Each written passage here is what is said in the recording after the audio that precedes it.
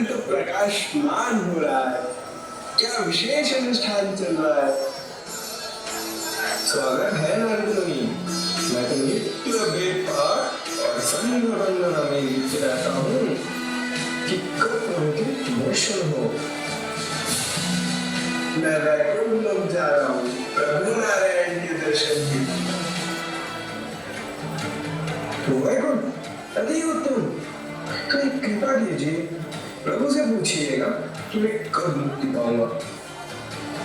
अवश्य पूछूंगा, आपका संदेश मैं प्रभु तक अवश्य पहुंचा दूंगा। मैं तो नित्य नियम से स्नान संध्या जाप पाप सब करता हूँ। आप तो वैकुंठ निश्चित है।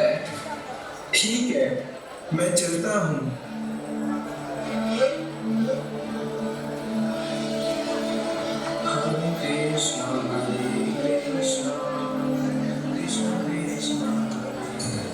नारायण नारायण, आपका भाव देखा तो मन प्रसन्न हो गया। इतनी शांति तो देवलोक में ही मुश्किल से मिलती है। नारद मुनि, आपका आगमन मेरे जैसे पापी के लिए पुण्य फल है। हाँ मुझी, मैं भगवान नारायण के दर्शन करने जा रहा हूँ। क्या आप मेरे प्रभु से एक बात कहेंगे कि मैं कब मुक्ति पाऊंगा? मैं तो बस यही जानना चाहता हूँ कि उनकी कृपा मुझ पर कब होगी। नारायण नारायण, मैं तुम्हारा संदेश भगवान को दे दूंगा। नारायण नारायण नारायण नारायण।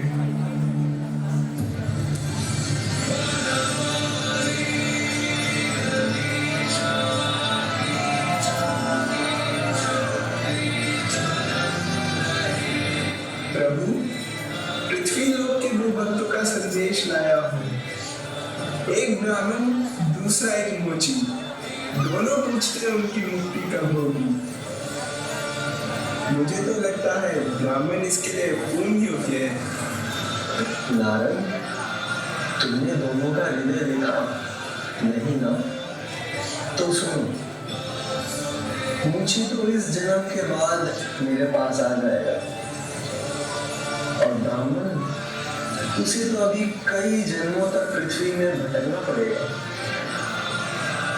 पर प्रभु, ब्राह्मण तो वेद पाठ करता है और नियम से जीता है। मोची तो एक साधारण सा व्यक्ति है प्रभु। नारद, ज्ञान बिना विश्वास व्यर्थ है। तुम वापस जाओ। जब वे तुमसे पूछे कि भगवान क्या कर रहे थे, तो कहना, प्रभु तो एक हाथी को सूंड के छेद से पिरो रहे थे। तब तुम खुद जान जाओगे कौन सच्चा भक्त है।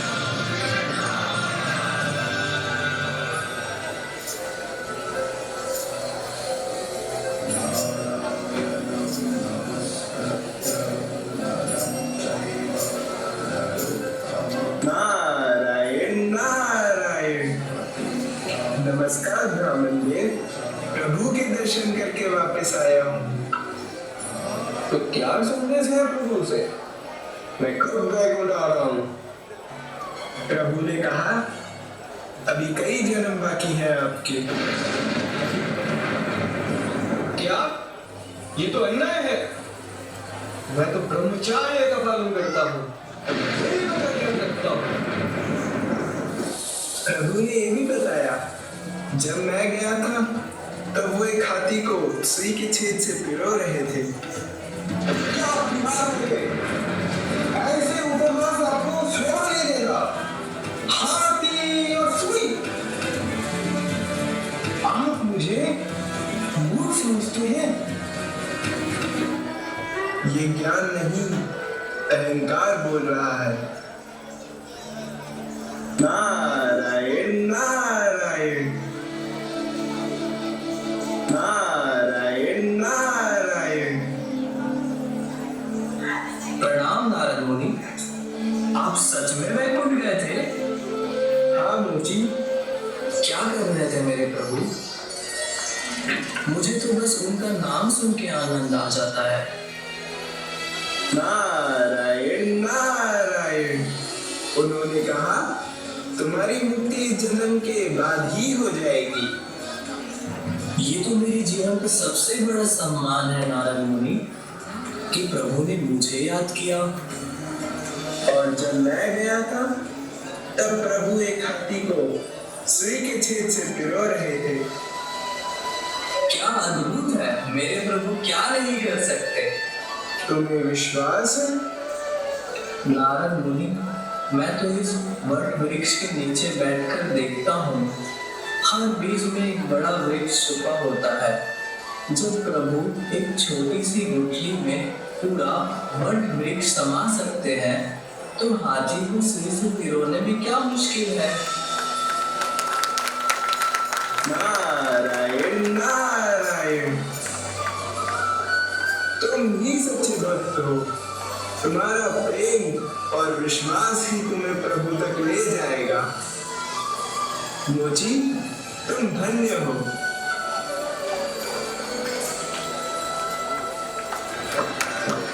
साधु संगा का अर्थ सिर्फ साधु की मूर्ति देखना नहीं, बल्कि उनके हृदय से जुड़ना है, जहाँ कृष्ण नाम की ज्योति जलती हो और जहाँ प्रेम और दया की गंगा बहती हो।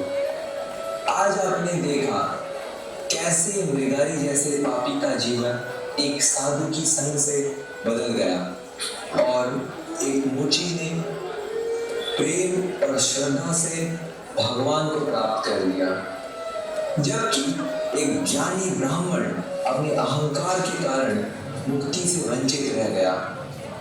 ये सभी कथाएं हमें याद दिलाती है, भगवान पद, जाति और ज्ञान नहीं देखते, वे तो हृदय की शुद्धता देखते हैं।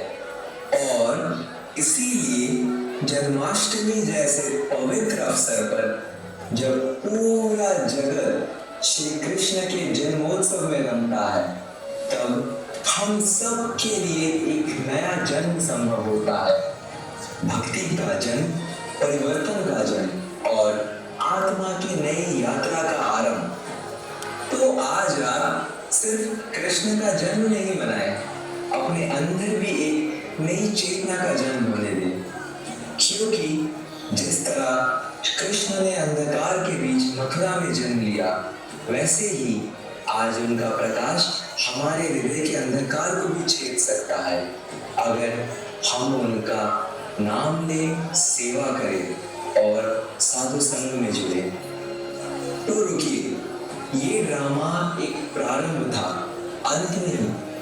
अगले ही अंशों में आपका जीवन भी एक कहानी बन सकता है, कृष्ण के प्रेम से भरा हुआ एक जीवन चरित्र। तो बोलिए, हरे कृष्णा कृष्णा कृष्णा हरे हरे, हरे रामा